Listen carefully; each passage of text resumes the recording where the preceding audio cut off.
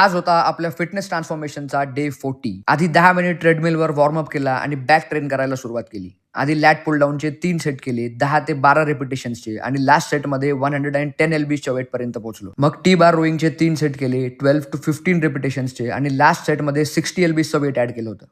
हे वेट मी यासाठी सांगतोय की मला सुद्धा ट्रॅक राहील. पुढच्या वेळेस सेम एक्सरसाइज करताना आपल्याला प्रोग्रेसिव्हली ओव्हरलोड करता येईल. मग सीटेड रोईंगचे 3 सेट केले आणि यात पण फायनली 10 प्लेट्सचं टार्गेट हिट केलं. मग स्ट्रेट आर्म केबल पुलचे 3 सेट केले विथ 12 to 15 रिपिटेशन्स आणि ही एक आयसोलेशन एक्सरसाइज आहे म्हणून तिन्ही सेटमध्ये सेम वेट लावून एक्सरसाइज परफॉर्म केली. मग शेवटी क्लोज ग्रिप लॅट पुल डाऊनचे 3 सेट केले आणि शेवटी एक सेट रोप क्लाइम्बिंग मशीन करून आजचं वर्कआउट फिनिश केलं. मग डाएटसाठी मंथली ग्रोसरीज घेऊन घरी आलो. तुमोपकार सुग्रीवही कीन्हा राम मिलाय राजपद दीन्हा.